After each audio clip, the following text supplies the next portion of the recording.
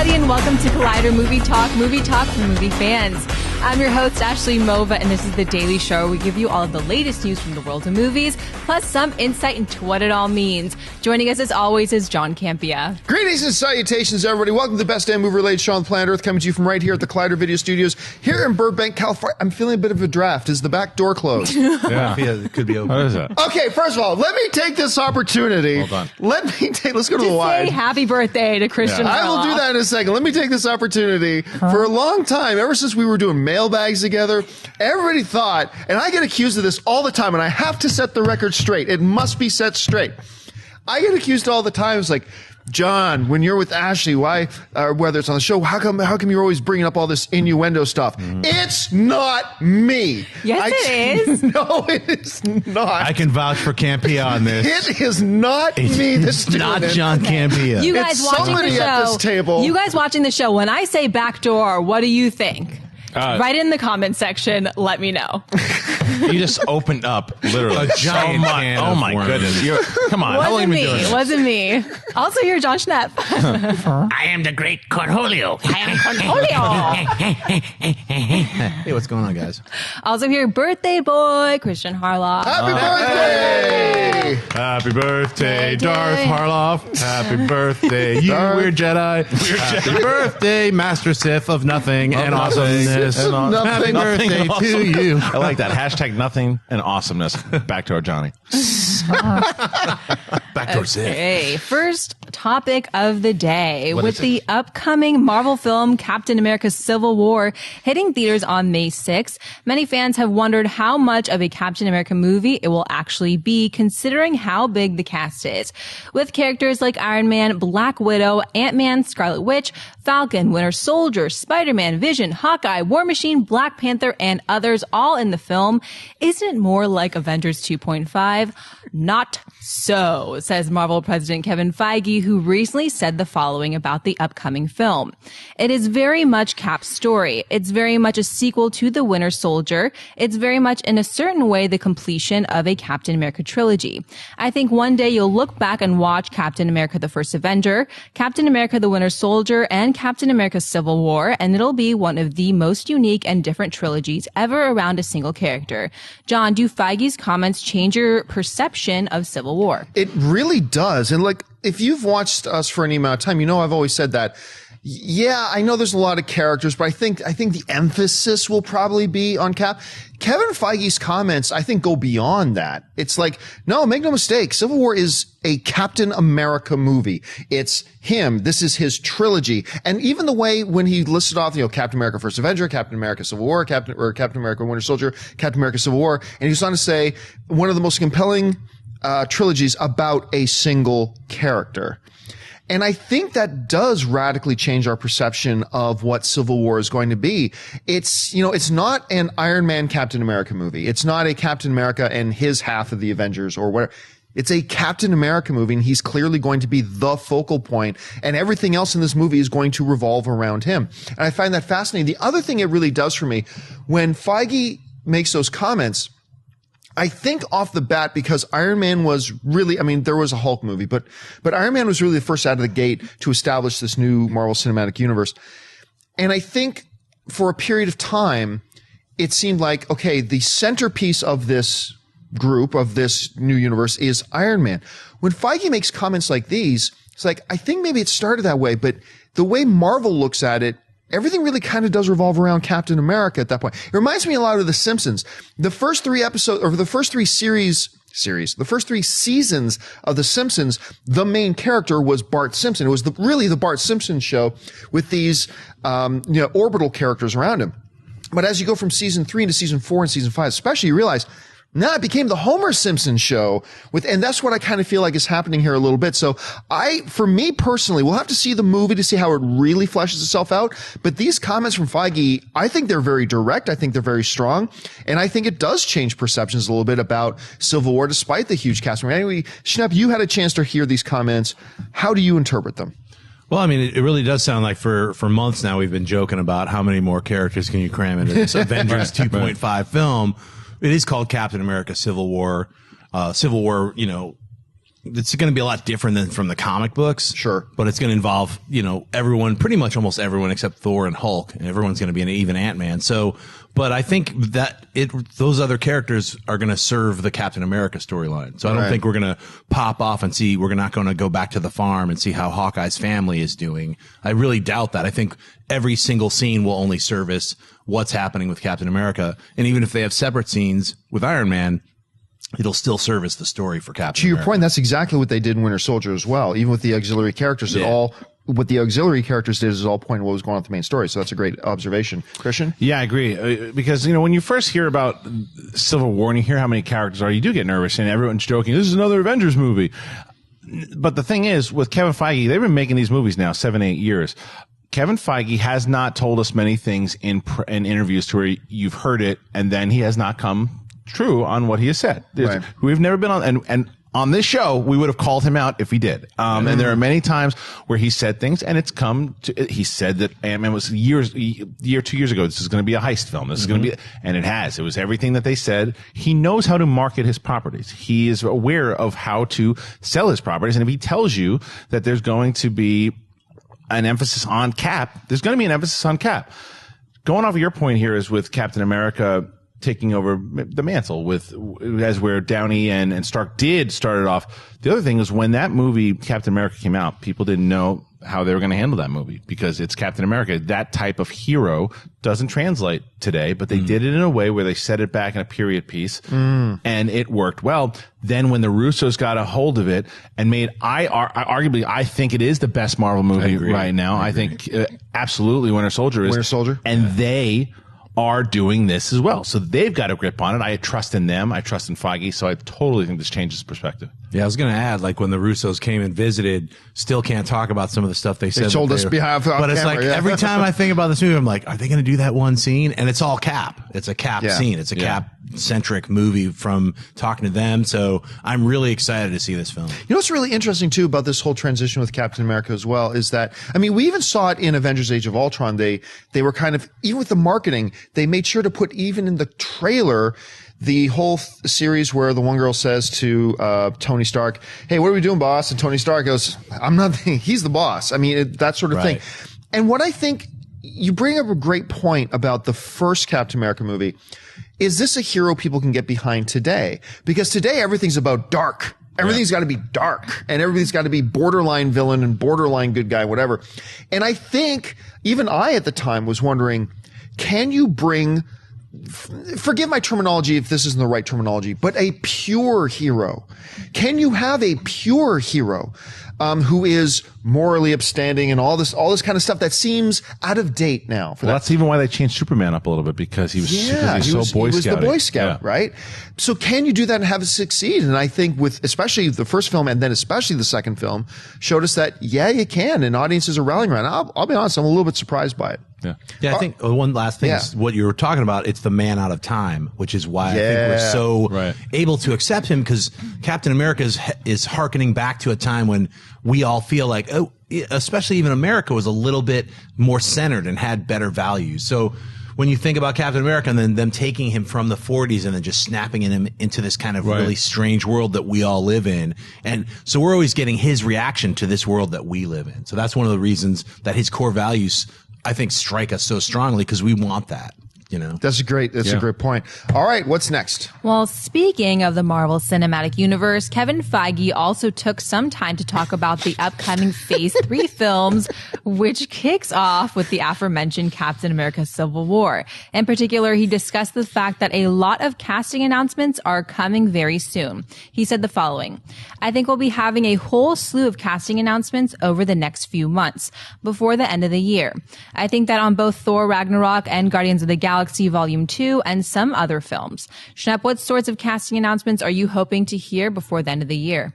I think we could all be very guaranteed that they're going to talk about Tom Hiddleston as Loki in Thor Ragnarok. I know he was mentioning, I'm not, I haven't heard talk. I don't even know. Yeah, who knows about but he has to be in it. So I think that'll be the big announcement. They're going to cast him.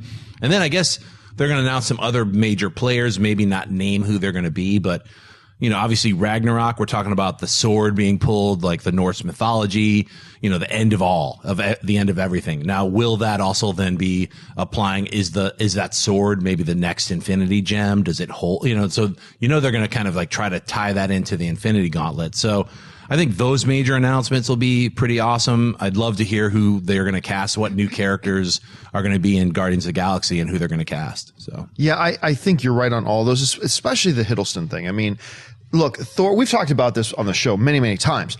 Thor works best when Loki's there. They play off each other so well. The dynamic between those two brothers, with the way they said, was incredible.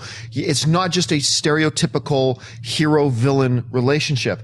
Loki hates Thor, but down deep loves him.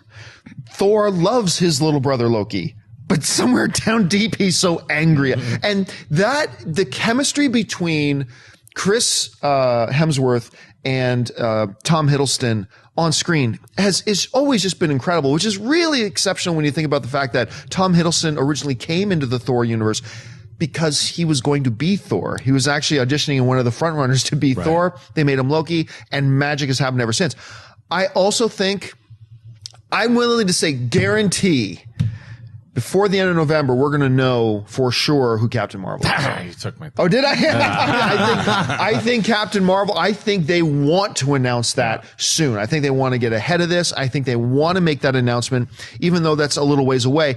But also, I think we're going to hear some great villain stuff out of about Guardians of the Galaxy, which goes in front of cameras like really soon. Right. Like James Gunn is already on location, getting all the pre-production set up and everything. So we got to hear some stuff about that. Anyway, Kristian, aside from Captain Marvel. Well, no, I'll do one better with Captain Marvel. I'm going to go out and I'll say we get a guarantee that Emily Blunt is Captain Marvel. Man. I'll even say over Ferguson. I would not bet against that. Yeah, I say Emily Blunt is going to be announced as Captain Marvel. I think that you're right as far as Guardians go. I think they'll announce someone big, like a new big star going to be in it, but I don't know if we'll necessarily know who he is because maybe they want to hide the fact that Warlock is going to be in the movie. But I think that's pretty much on key. I think the big ones are Captain Marvel and then someone from Guardians. And yeah, I agree. I think Tom Hiddleston, they'll say, yeah, he's coming back. I agree with you on Warlock. They have to announce Warlock because that is, if they're going to start, announcing their phase 11 or whatever, like what phases are we going into? Three. So if they're going to start to announce their phase 4, like starting in 2019, 2020, Warlock is going to be on that. He's going to be on that. I can guarantee you. Is he going to be Star-Lord's father, you think? I don't know. I don't think so. I don't think they're going to go with the way the character of Warlock in the comics was grown. Like originally he was him. He was a cocoon. It was like kind of like eventually they tie a lot of stuff into the High Evolutionary. So I don't know how far, we're getting real sweaty talking about the High Evolutionary and so we'll see how Gunn is sweaty. So he knows about all this, like he reads comics. So I'm sure there's going to be, if not just little Easter eggs for everybody, a lot of that stuff's going to get woven in. I mean, we saw the Celestials. That's, that's part of the Marvel universe now. So I think they're going to fall in heavily into Guardians of the Galaxy 2. Remember that one prison, or whatever that world was that they went to was like one of the Celestials' heads. Oh, right. The giant skull. Right. Yeah. So. I'm hesitate to talk about this, but I will say this. Please do not, nobody tweet about this. Don't run with this as a story. Okay. Because I don't know this for sure, but I was recently talking with somebody who has given me some reliable information before. It was me. Someone connected with the Marvel Cinematic Universe. And I always mispronounce her name, so you have to forgive me. But I've heard that one of the performers in the running for Captain Marvel, like seriously in the running, is the actress from Chuck, Yvonne Strahovski. Yeah, she's been rumored for a while. She was rumored too. Yeah, she was a fan favorite for a while, whatever. But what I have heard recently is that she's in the final 5. Like she's in the final mix of 5. Yeah. And that's not a name I would have initially gone with, but when you stop to think about it, she certainly could work. Oh, I remember when this first was announced, even before they announced it, and the two people that I heard the most that fans wanted was Katie Sackhoff and Yvonne. Those were the two that I kept seeing, and some people wanted Yvonne even more. So it's interesting that she is in the running out. I don't doubt that at all. I still think Emily Blunt will be the one who gets it because I agree. Because the reason why is I think Captain Marvel is a property, unlike the Sweaties who know who she is, she's an unknown property for a lot of mainstream audience. And I think Emily Blunt is now one of those people who are coming. She certainly knows she can carry an action movie. She's done it. She did it in Edge Tomorrow, and she's doing it in Sicario. She's literally the star of Edge of Tomorrow. Pretty much. She really is. And then she even, it's a different role, but she can be edgy in Sicario. So I think it makes more sense as far as a star quality to sell this particular role. But Yvonne would be a great choice as well. And I agree with you. I mean, when I heard that it was between her and Nancy Ferguson, Ferguson did such a knockout job with Mission Impossible. Rebecca Ferguson. I was like, wow. And also just seeing her, like, I could see her carrying a picture. But you're right, as far as like the ability to open a project with people who don't know about this character, Emily Blunt carries a little more star power at this point. And she's a great actress, too. She's amazing. Yeah. I think I would like to see, look, if they announced tomorrow that Ferguson was playing Captain Marvel, no complaints from me. None at all. Yeah. That being said, I think I would lean more towards an Emily Blunt or Strahovski because I think, to be honest, Mission Impossible is the only thing I've seen her in. And I think I'd like to see her in one or two more things. Oh, you didn't like her in Hercules? Oh my God. Sorry, I take it back. I did see her in the other thing. Now, she's not the problem with Hercules. So it would be interesting to see. It'll be interesting to see overall how this all actually works out. All right, folks, we've reached that part of the show now for buy or sell. Here's how this works. In front of her, Ashley's got a few other items in the world of movie news. She's going to run them down. And those of us at the table are simply going to say whether we buy it or sell it. So, Ashley, what do we got? The final poster for the upcoming Hunger Games Mockingjay Part 2 has hit the web. With the nation of Panem in a full-scale war, Katniss confronts President Snow in the final showdown. Teamed with a group of her closest friends, including Gale, Finnick, and Peeta, Katniss goes off on a mission with the unit from District 13 as they risk their lives to stage an assassination attempt on President Snow, who has become increasingly obsessed with destroying her. Christian, buy or sell this final poster for Hunger Games Mockingjay Part 2? Oh, it's a huge buy. I think it's a brilliant poster for what this movie is, what the evolution of this story is, because throughout the marketing of this franchise, we've gotten the Mockingjay pretty much by itself. And then you got pictures of Katniss in the background, you'd have it, but this looks like they're infused. And the fact that she's finally accepting who she is, she's accepting her role.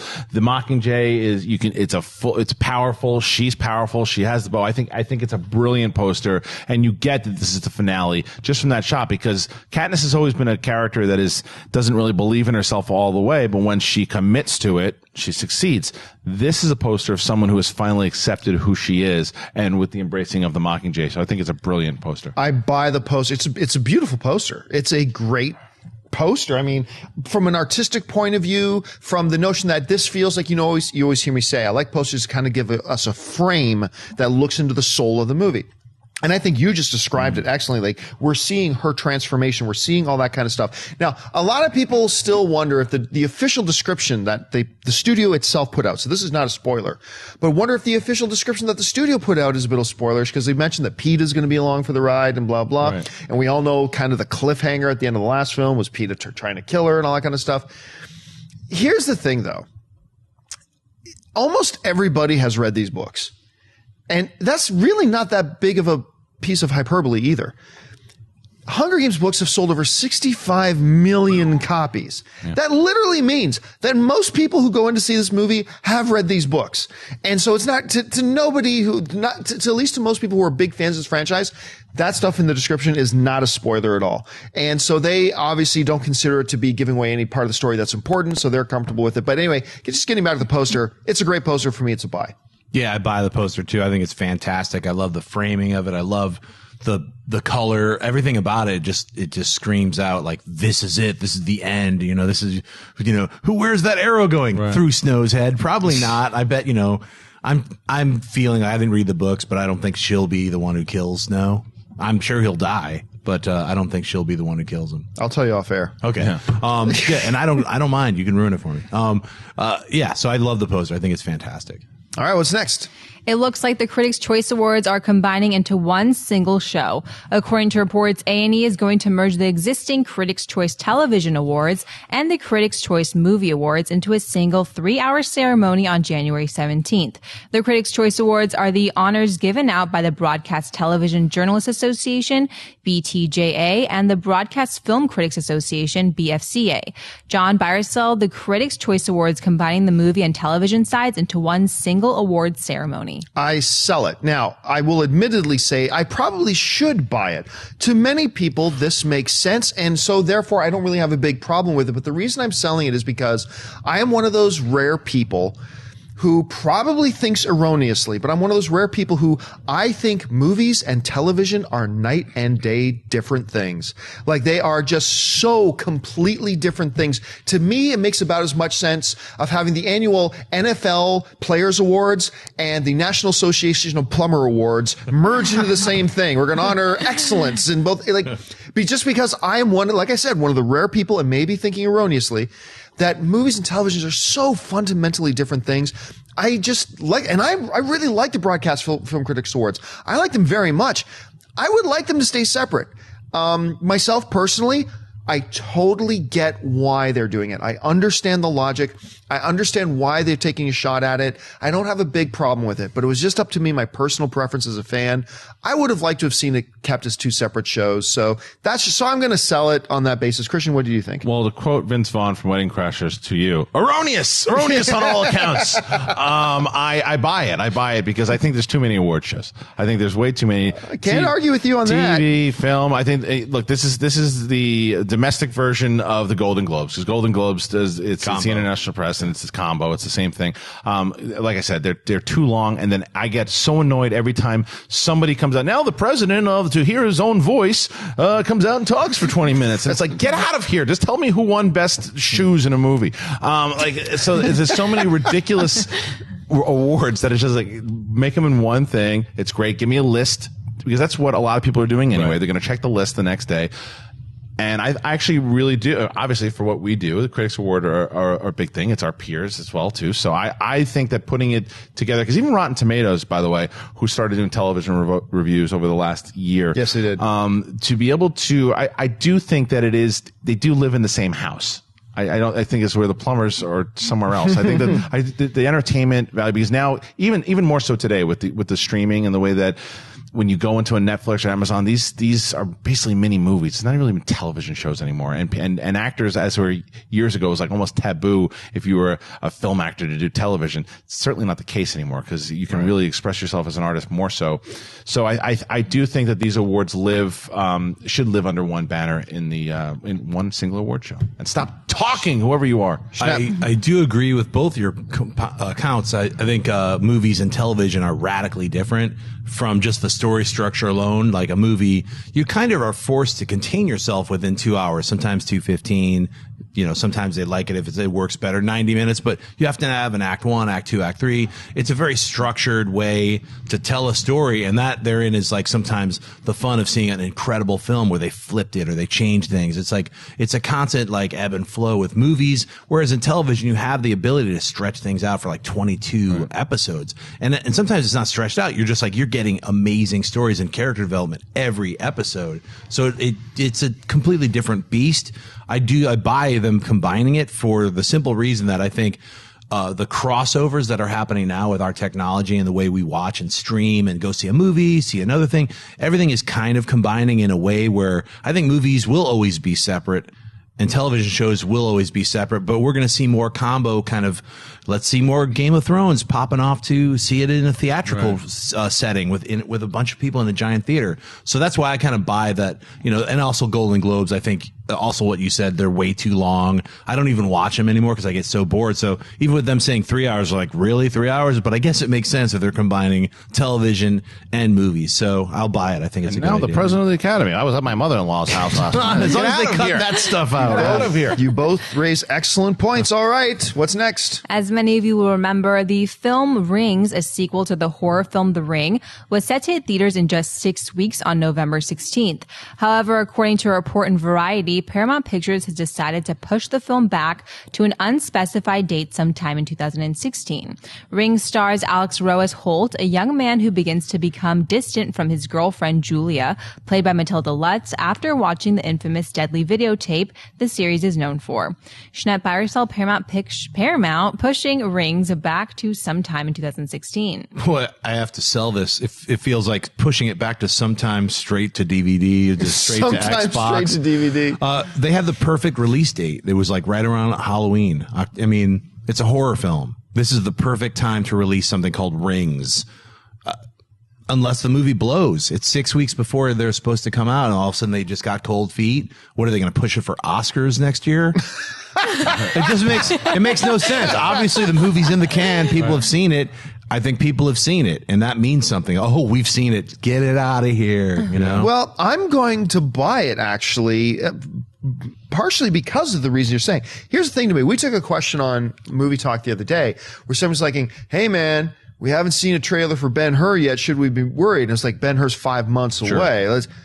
Rings is 6 weeks away, and we haven't seen a trailer. We haven't seen anything. So to me, this is clearly a message. We're not ready. We think there are issues with the film. We're working on, we're doing something, whatever. They didn't even release a trailer for this thing yet. So if that's the state of your movie right now, it did say it's an indeterminate amount of time, but a lot of the reports I read say it's most likely going to be first quarter 2016.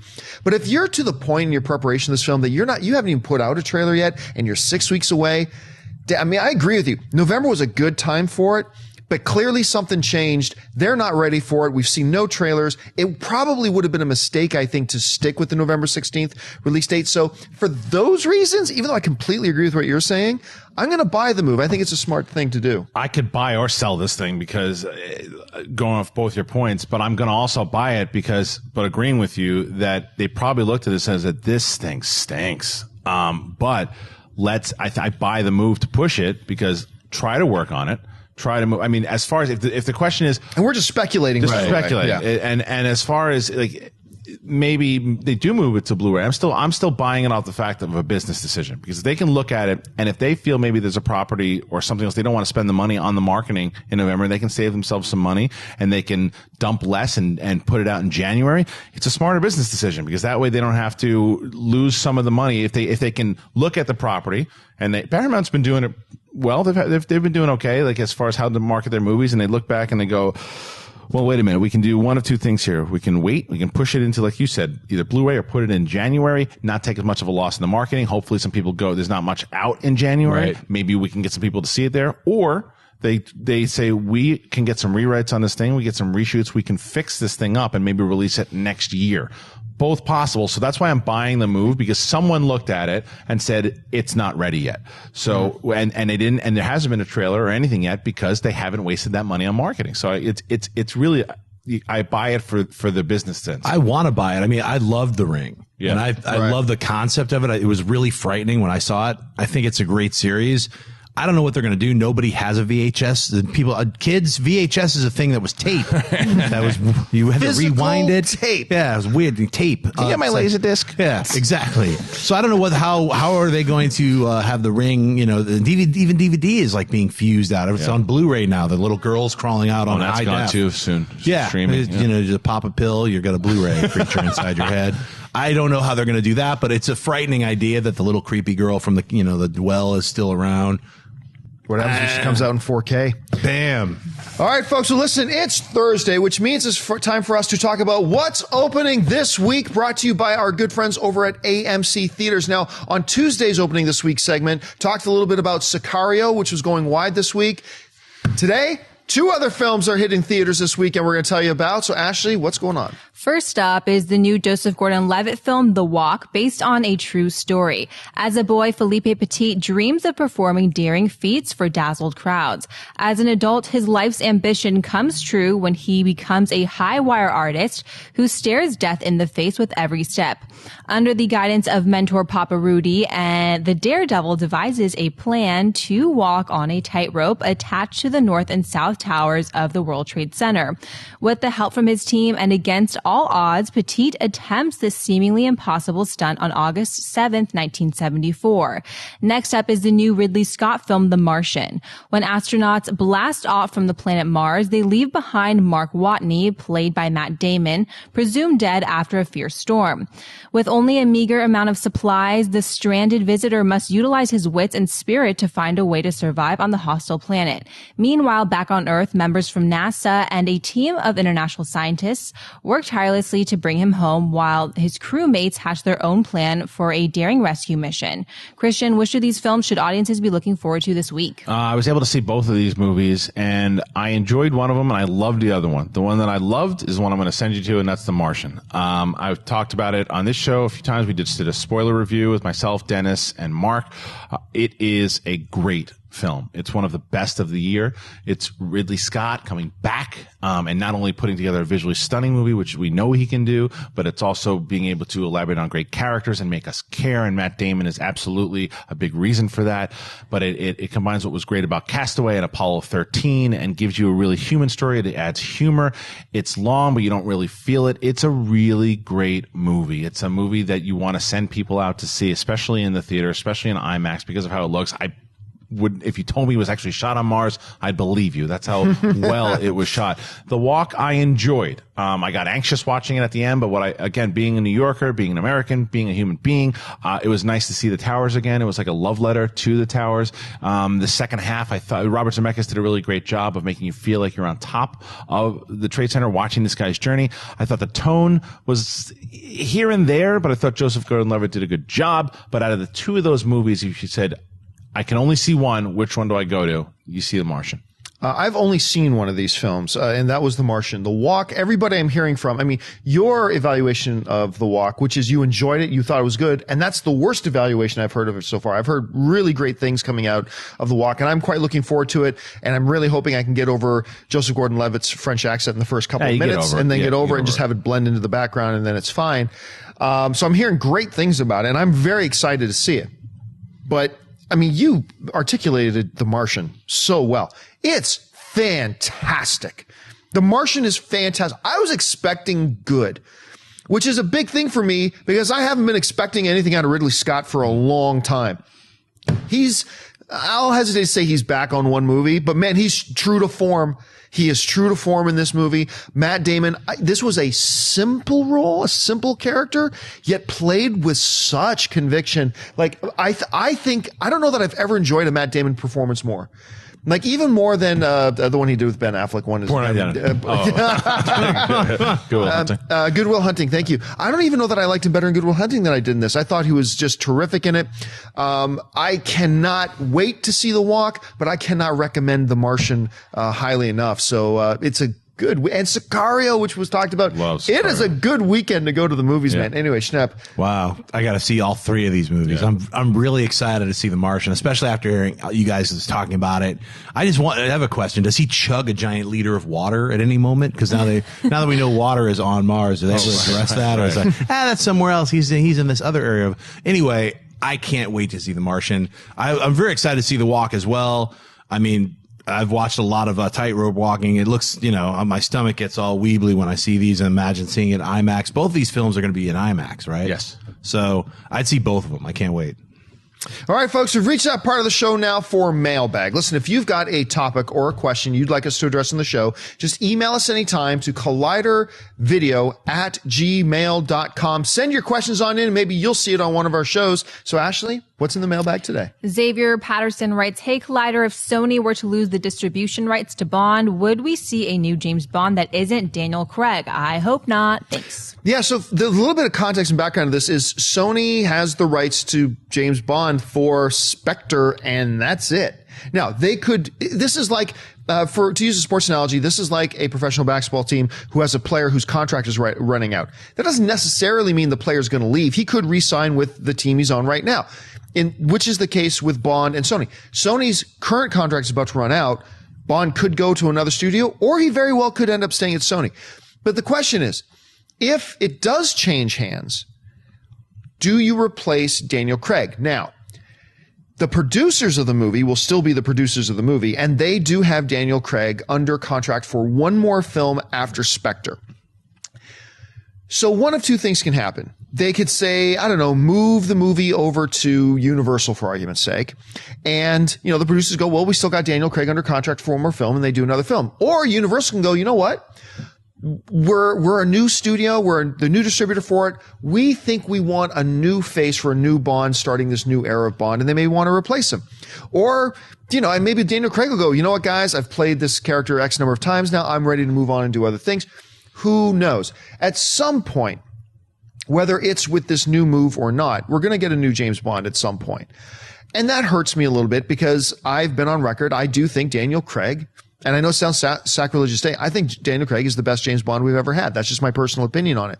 So I'm not looking forward to the day of him moving on, but it's going to happen eventually. If I had to bet money, though, let's say Bond moves to Universal or Disney or Paramount or whatever, my money would be on the studio going, everybody recognizes Daniel Craig as Bond right now. Let's get our new franchise started off from a strong position of strength with Daniel Craig as Bond, and then we'll think about the future later. So I'm going to guess they'll keep him as Bond. Kristian, how do you think this is going to shake out? Well, first of all, I think Sony needs to do everything in their power to keep it because totally agree. Sony has not had the best year or two. And so this is their franchise. I mean, they kind of lost Spider-Man, but didn't.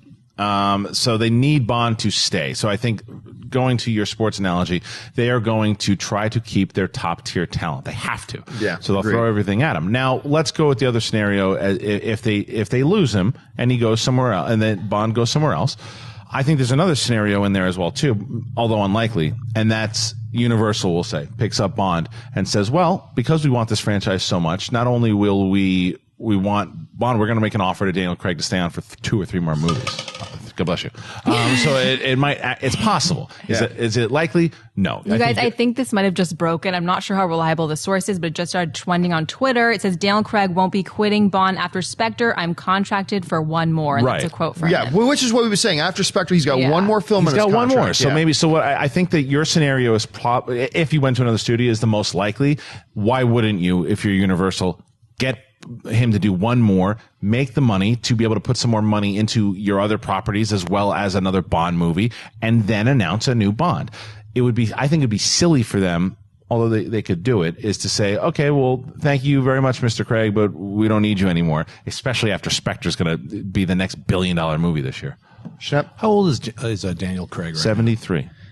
No, I think he's like almost 48 or something like 48. That. Yeah, he's got another 8 years, 10 years as Bond if he wants to do it. 47 years old. He could definitely do another 3 movies. If Sony loses him and it goes to a Universal or DreamWorks or Disney, I agree. Like, I think it would make sense to keep Daniel Craig for that next movie, because if it does bounce to another studio, they're going to want that familiarity that everyone knows him as James Bond.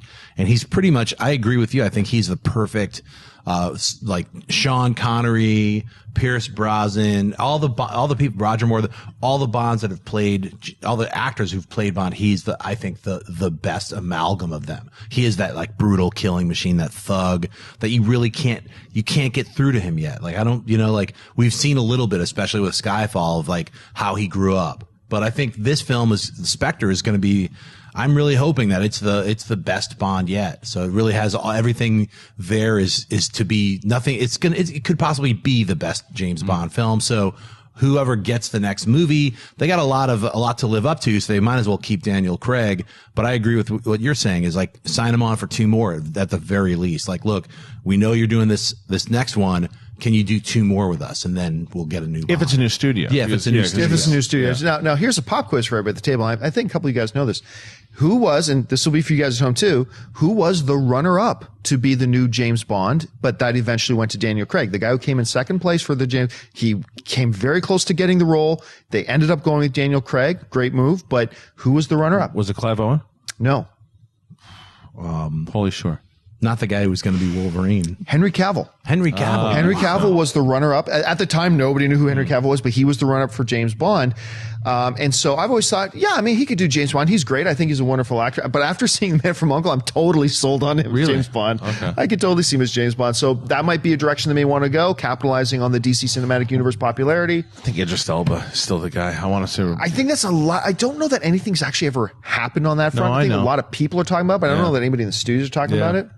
It'd be an interesting thing, though, for sure. All right, what's next? Brian Dobble-Levson writes, is it true that George Lucas had talks with Leonardo DiCaprio to play Anakin Skywalker? If true, I believe episode 2 and 3 would have been 1,000 times better. Would you like to see him in a Star Wars now, or is he too famous? There are so many stories that have gone back for years and years and years and years that Leo DiCaprio was on. Some stories say that he got offered the role and he turned it down. Some stories say that he wanted the role, but George Lucas decided to go against him.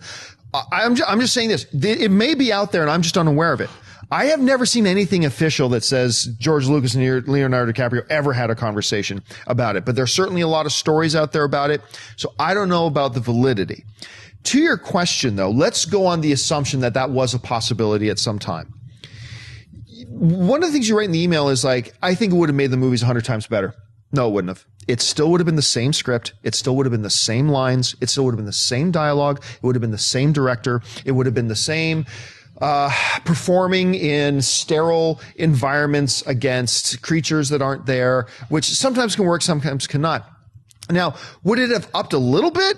Yeah, because those awful lines that were spoken would have been spoken maybe in a little bit more of a believable way. Because, I mean, Leonardo DiCaprio is an incredible talent. It's funny going back and reading the old chat boards.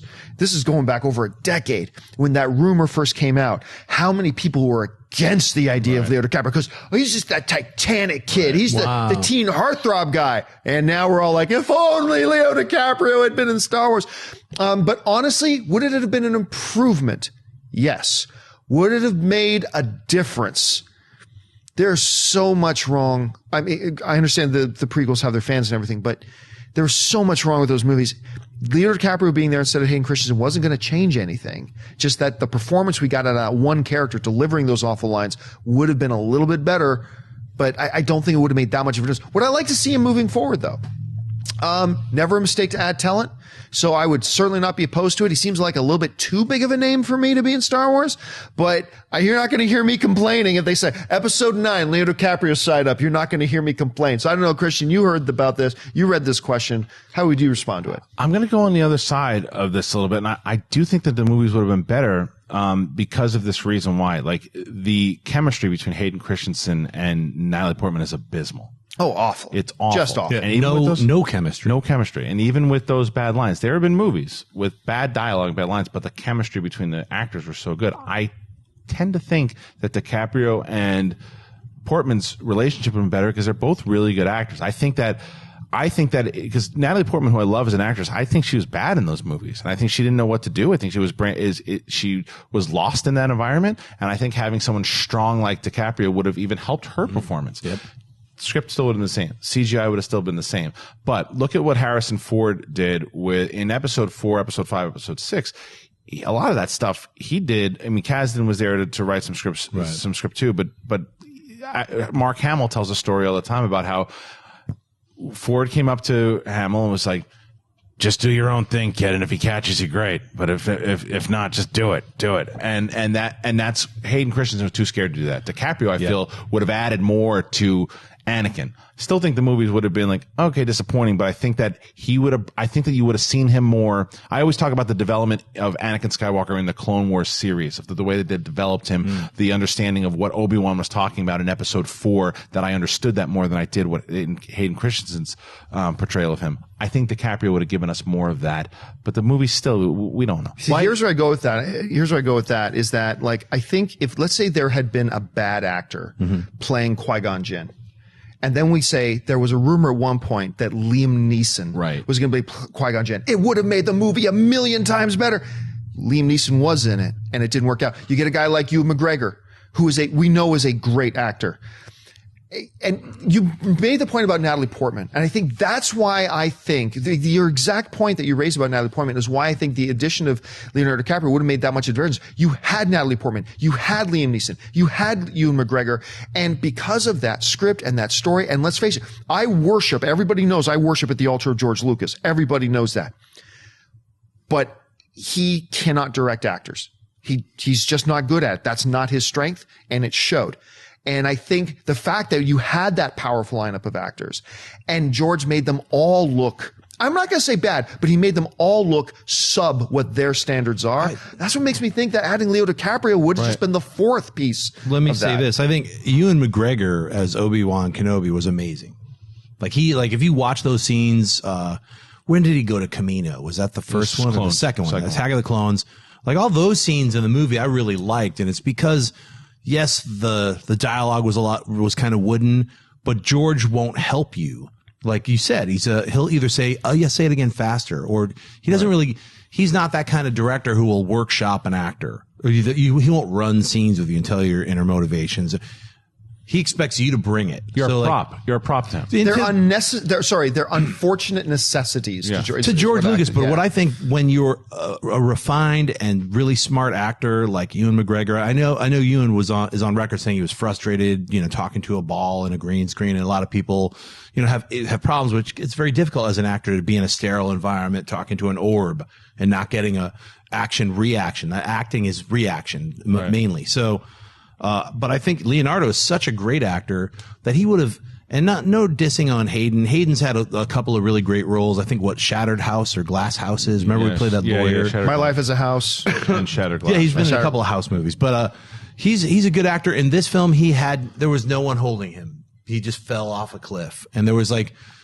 Well, it's funny you say that because I just literally watched a thing about Darth Vader and the making of Revenge of the Sith, and you watched Lucas directing Hayden Christensen, and he literally said, "Now I need you to stand here and then come back and turn and move your head there." But it's all mechanical, prop. But what I'm saying is an actor who is skilled with themselves, they're going to bring a way to bring that whatever that horrible dialogue, that wooden dialogue, and make it come to life. And Leonardo, I believe, would have done that. Henceforth, all of his lines went in Revenge of the Sith would have had so much impact. That final battle with him and Ewan McGregor, it would have just been epic, which is what we all wanted, and not like, you told me to crying little, like, it just none of that ever had any weight to me because I didn't believe in the acting. I was like the guy sitting on a green screen and there's Lucas saying, say it again, but just be a little angrier, but faster this time. I don't know how they directed those sequences. I've seen a lot of the behind the scenes on a lot of that stuff, and it really is just kind of like there's not a lot of interaction and like talking about the emotions. So I think the actors had to bring and it's also about confidence as well too, because Hayden Christensen was nobody. Right, he's brand new. And Leonardo DiCaprio was in the biggest movie of all time. He had he's always had a lot of confidence as an actor, so I think he would also challenge George Lucas more. Hayden Christensen was not able to challenge George Lucas. To him, it was George Lucas, like we all would. I'll do whatever you say. The other thing, nobody could could challenge George Lucas. Yes, but you still have more of a confidence as an actor, which Hayden Christensen just didn't have because of experience. But the other part of the question we didn't get to answer is what I want to see him in a movie now. He's actually been asked about it recently, I think in the last 2 years, if he'd want to do a Star Wars movie, and he said yes. I'd love to see a Leonardo DiCaprio in a Star Wars movie. I agree to you that it's going to take away at first. At first. But it didn't take away in Django Unchained. Yeah, or Sam L. Jackson as Mace Windu. When I first heard that he was cast, he took away from me. He took away from me. But but for Leonardo DiCaprio when he was in Django, and he pops in that movie, and he just became candy. To me. He's able to do this thing now where he can transform. You get that first glance of him, and like, that's DiCaprio, but then even Departed. Just a trailer for Revenant, man. Yeah. I'm like, just a trailer. You're right. The process was right. The first shot I see him in the trailer for Revenant, I'm like, okay, there's Leonardo DiCaprio. By the 60th frame, I just see this guy who's running from a bear. I wonder, though, if there has ever in the history of Hollywood been an actor asked, would you like to be in a Star Wars movie, that then said, no, I would not like to. Yeah, but there's still a reaction. You can also tell like an enthusiasm in someone's eyes because I saw the actual interview. So when they answer and she's like, yeah, sure, I'd want to be in Star Wars, as opposed to that that boyish kind of grin and that fandom that he had. It's just, but it's also about like talk to my people type thing, but still. All right, folks, that'll do it for us for this installment of Collider Movie Talk. Thank you so much for joining us. Listen, don't forget, lots of great films playing at our friends over at AMC Theaters. Head on over to www.amctheaters.com for all of your theater showtime and, of course, your movie ticket information. Want to remind, we have started our television recap show network. Empire went up last night. We've got our preseason of The Flash is already up. The preseason of Arrow is up. Agents of S.H.I.E.L.D., lots of great stuff. The Blacklist, just check, be a subscriber to our channel here, which, by the way, most important thing is subscribe to this YouTube channel. It'll keep you up to date on all the videos that we're doing here on Collider Video. And I want to thank the people sitting at the table with me. Sitting over here on my left is Mr. Jon Schnepp. Schnepp, where can people find you online? You guys can find me on Twitter and Instagram, just at Jon Schnepp and at TDOSLWH. You can also find me. I'll be at the New York Comic-Con all next week. So if you're in New York or that you're coming to the New York Comic-Con, come visit me at booth 208. And then we'll be screening The Death of Superman Lives, What Happened at the Littlefield Theater. It's a bar, restaurant, and theater. So you can come have some drinks with me. We're going to screen it October 10th at 8 o'clock. So please come by. You can get your tickets online at the Littlefield, New York City. It's in Brooklyn. Come on by October 10th. Once again, New York Comic-Con all next week. Thanks again. Sitting over here on my right, it's the birthday boy, Mr. Kristian Harloff. Kristian, where can people find you?